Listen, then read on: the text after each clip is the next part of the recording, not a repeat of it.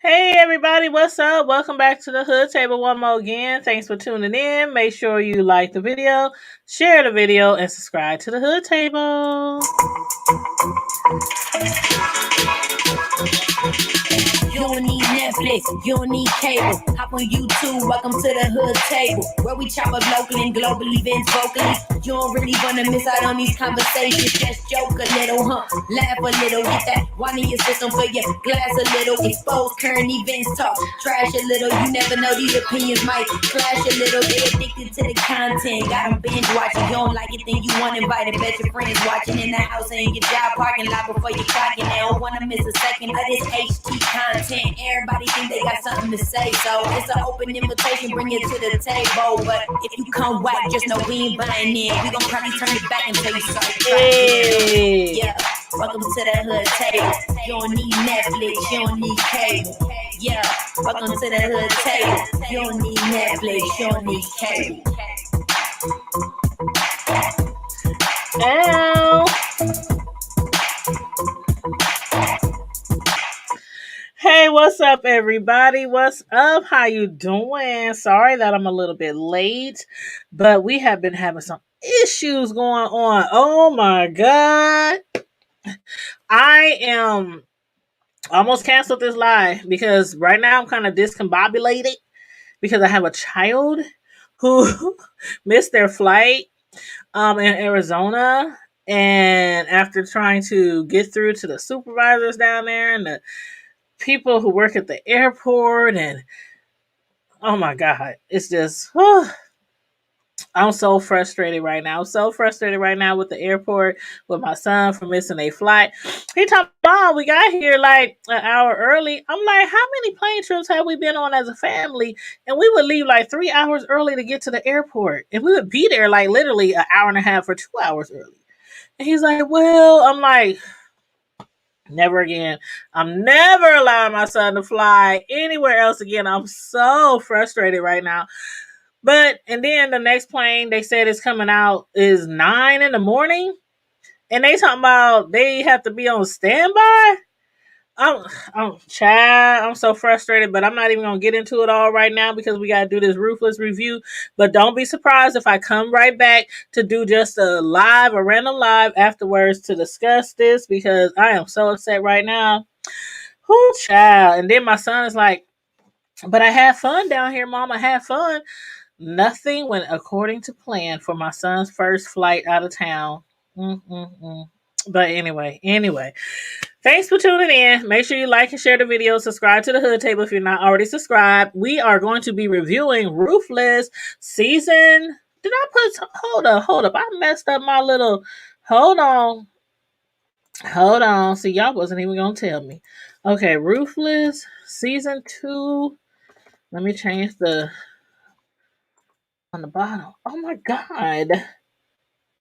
Okay, I got it right in the video. I just don't have it right on the ticker. So I just changed the ticker.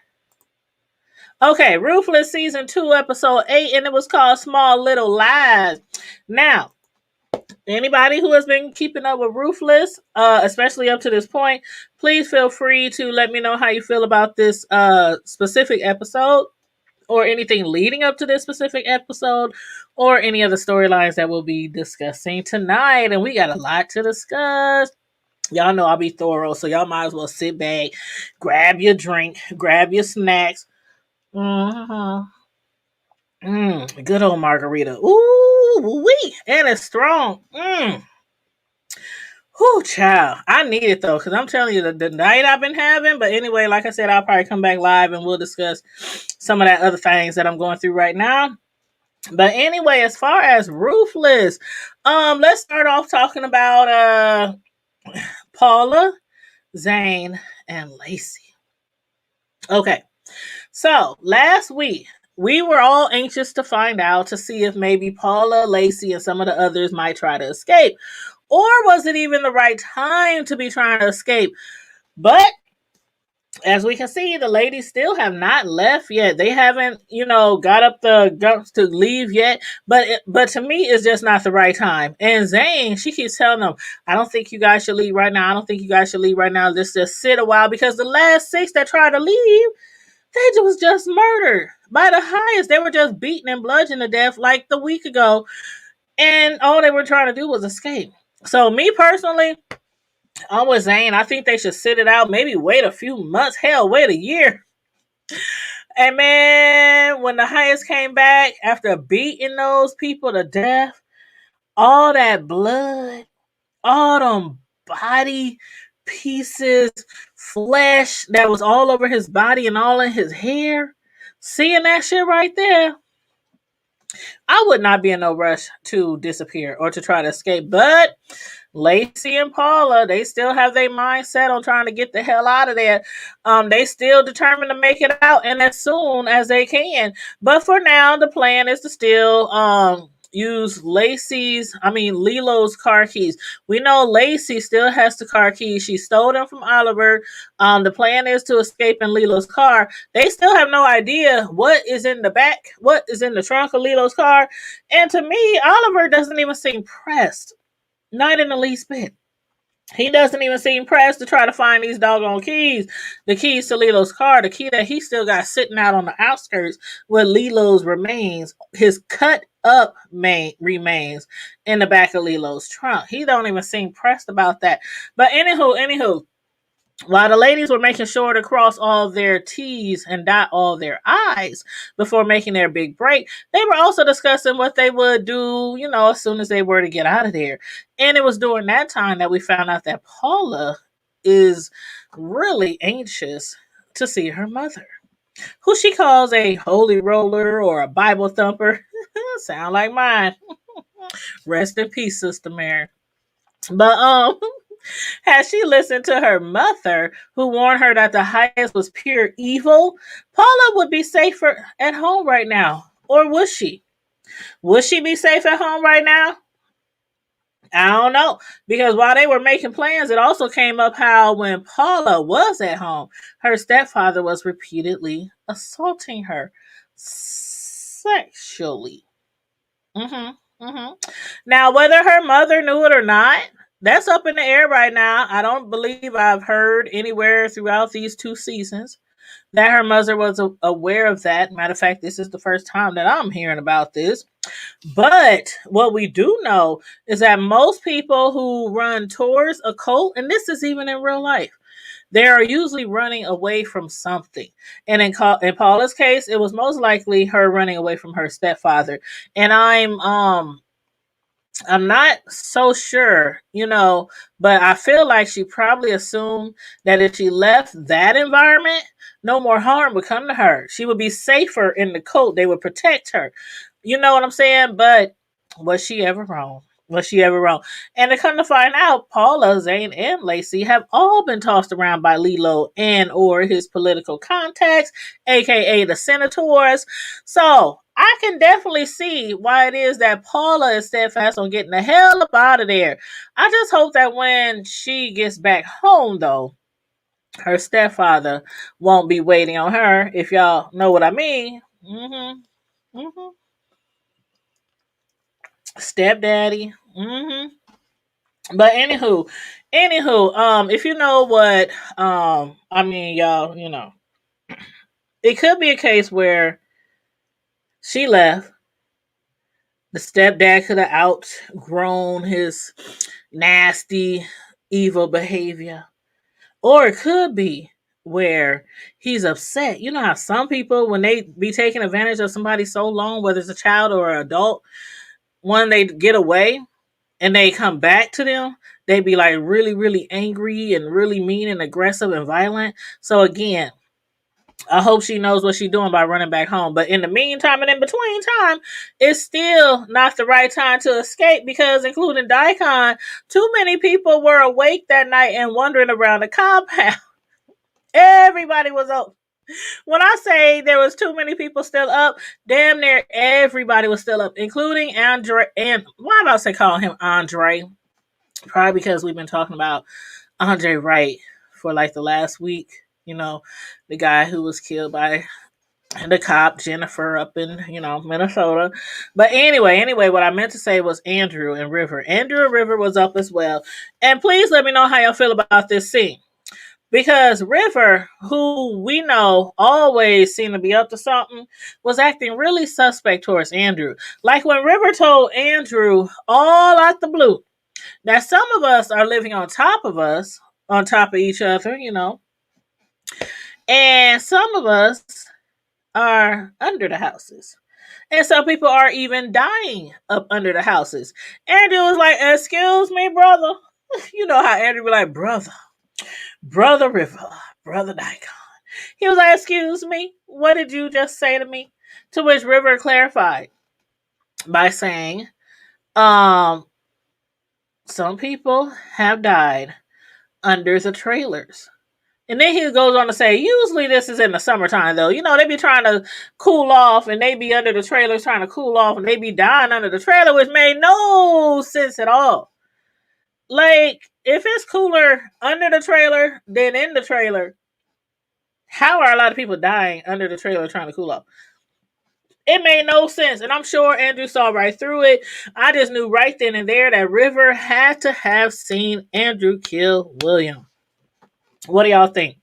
Let me know. Let me know. Because to me, I think he might have seen him kill William, toss his body up underneath that trailer. Like, wasn't that like such a coincidence? He's talking about people dying up under the trailer right after Andrew killed William and threw his body up under the trailer. Was that not a coincidence?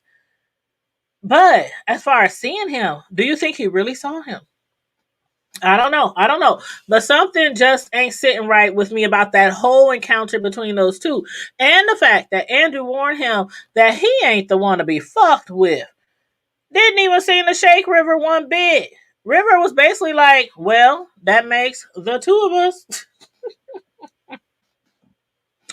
He was like, that makes the two of us. Don't be playing in my face, and I won't be playing in your face. But anyway, y'all let me know again what y'all thought about that whole scene right there, because I think River might have saw something. I don't know, but we're gonna get back to that in a minute. But anyway, for now, let's discuss Ruth and Daikon and Melinda. Ruth and Daikon. Now, last week, we finished off with them. Ruth, she was once again confessing her everlasting dying love to Daikon and telling him how much of a great person she believes he is. But Daikon wasn't with the shits this time. He was like, you have no idea who I really am, girl. Telling her he's a whole monster. Then he showed her those 6 bodies that the highest had killed and bludgeoned to death. Ruth, she wasn't even unfazed. She wasn't unfazed by any of it. She was like, I understand. It had to happen. It was the fate of the Raku. We must obey the Raku. So they must have been disobedient. And I guess them dying was their fate. So she was like, I get it. I understand. I still think you're a great guy. You're still an awesome guy. I'm still in love with you. I still want you. Ruth was really putting 20 on 10. She was putting 20,000 on 10. She told Daikon that ever since having sex with him, and mind you, that sexual scene between, damn, which one was better? I still think the one where they was in the punishment trailer when she was beating on Zane and she was riding him at the same time. Child. Woo. Anyway. Now, she was like, ever since we first had sex, you're the only one that I be dreaming about. You're the only one that I want to be with. You're the only one I could ever want to be with ever again. Putting 20 on 10. But while Ruth was still trying to lure Daikon into the woods so that they could continue their conversation more privately, Daikon noticed somebody sneaking and peeking around the corner. That someone, of course, was Melinda, who she was just doing her job. She was just doing the job that was assigned to her by Elder Mother Marva.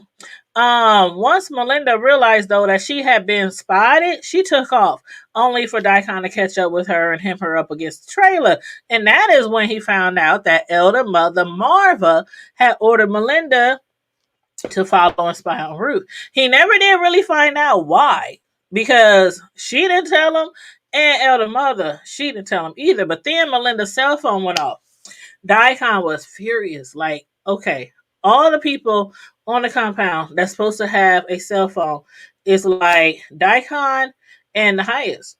And that's it. We haven't really seen nobody else with a cell phone or have permission with a cell phone. So he was like, who the hell gave you a cell phone?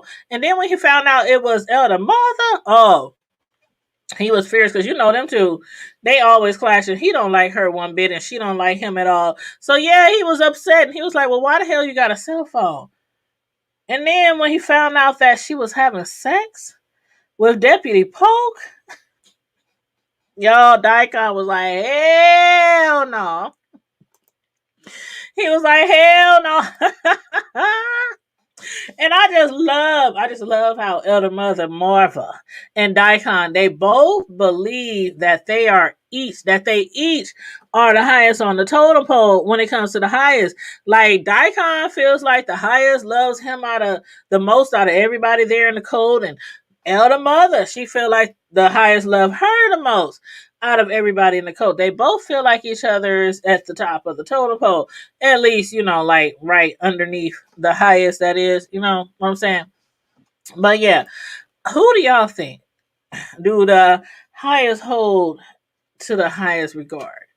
Mother or Daikon?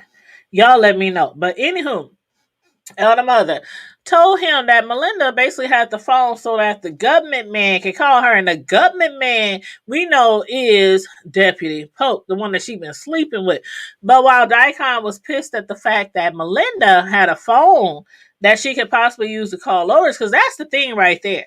Not that she has a phone to keep in contact with this government man, but the fact that what if she was to betray him?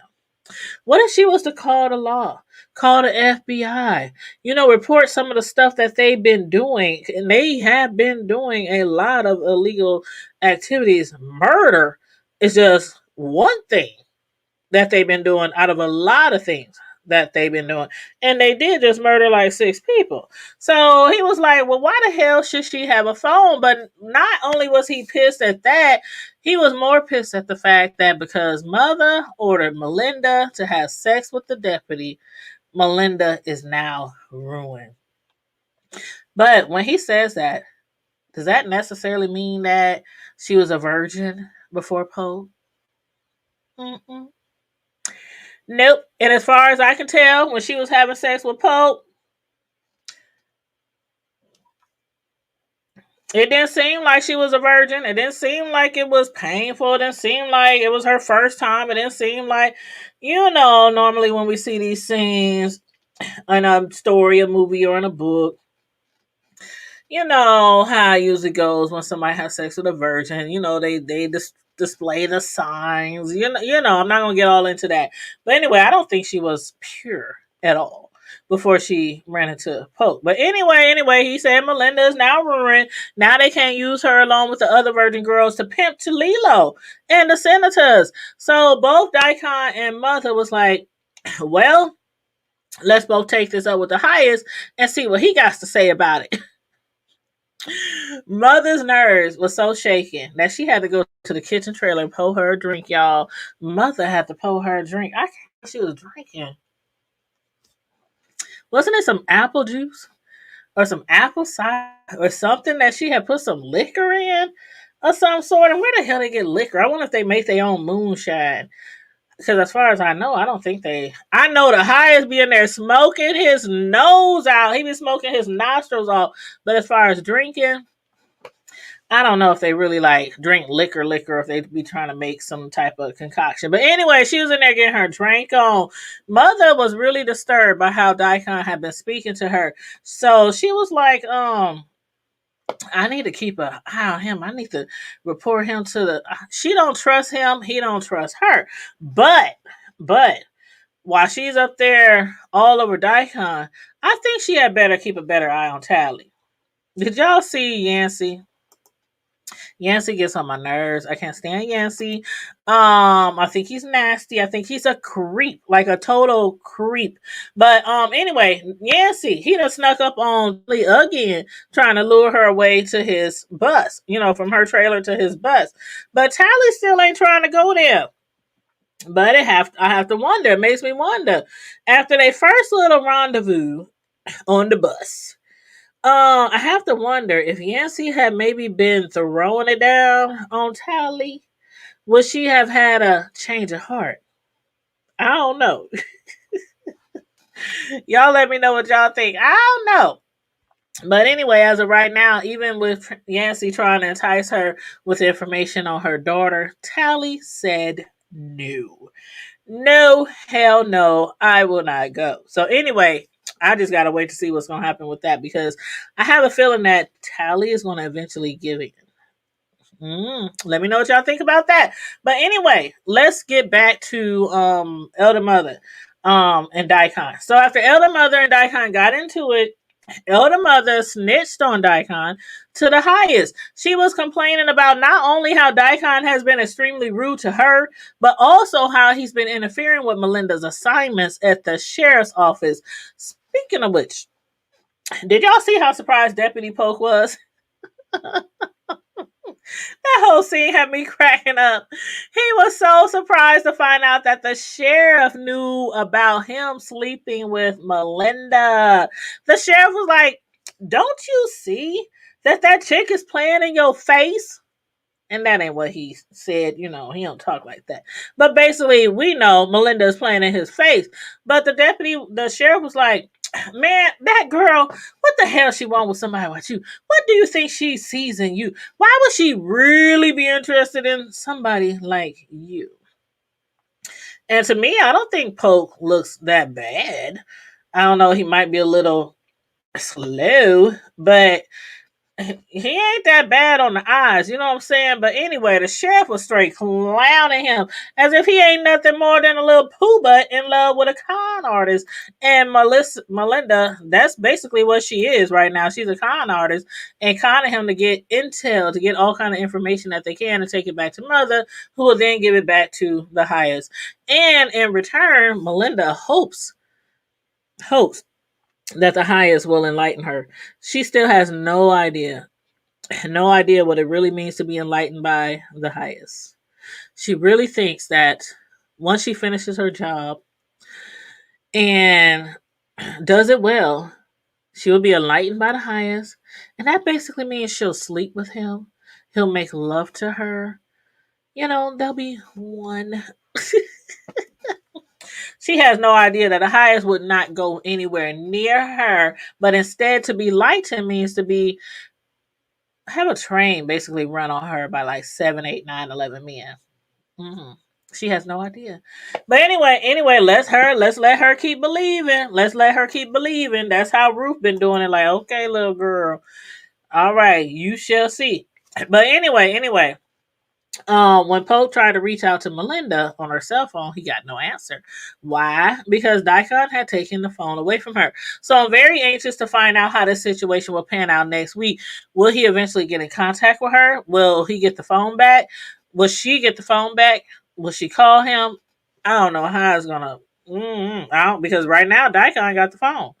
So anyway, back to Daikon. He had later been summoned by the highest.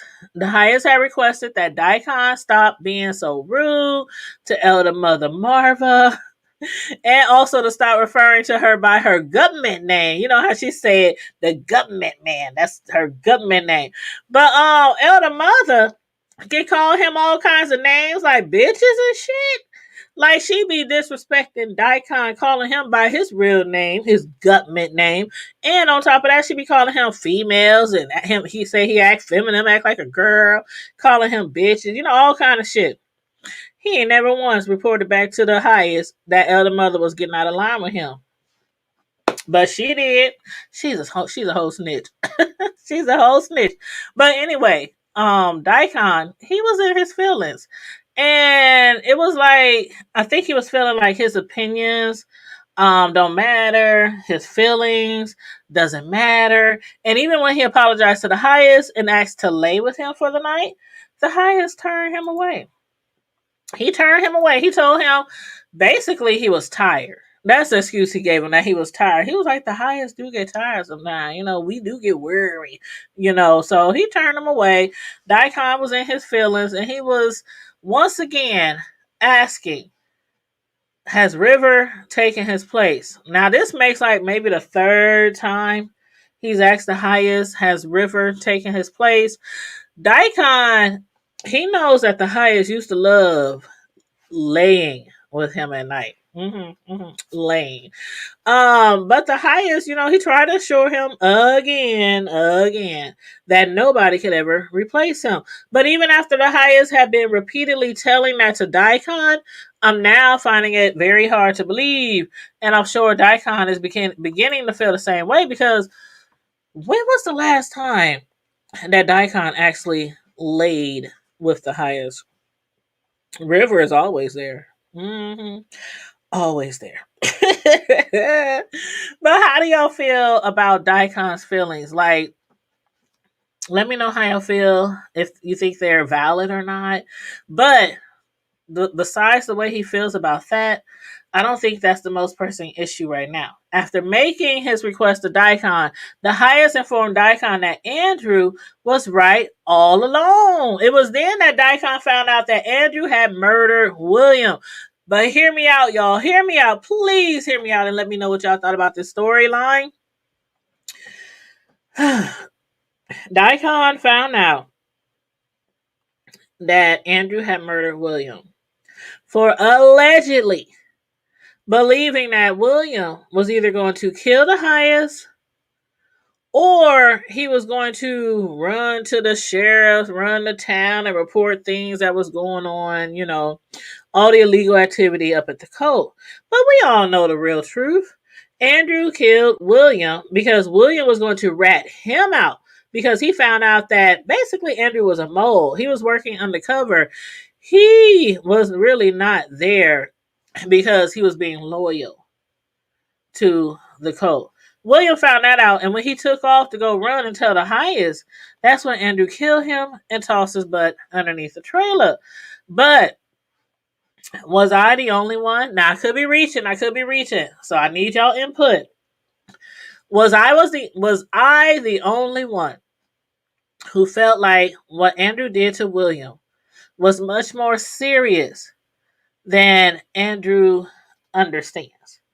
Like when Daikon demanded that Andrew show him where William's body was, why did I get the feeling that William was more to Daikon than what meets the eye? Like, do y'all feel like William might have been maybe, possibly related to Daikon? Like, could he have perhaps been like his little brother, or closer than that, maybe his son? I don't know. Daikon was really upset. He was really upset.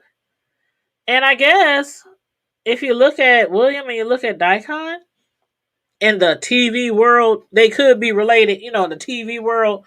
But I don't know. Y'all let me know how y'all feel about that scene. But besides all that, when Daikon told Andrew to look at where William's body was supposed to be, Andrew was like, I don't want to see it, because Andrew just killed that boy. He's like, I don't want to see it. I don't want to see it. I don't want to see it.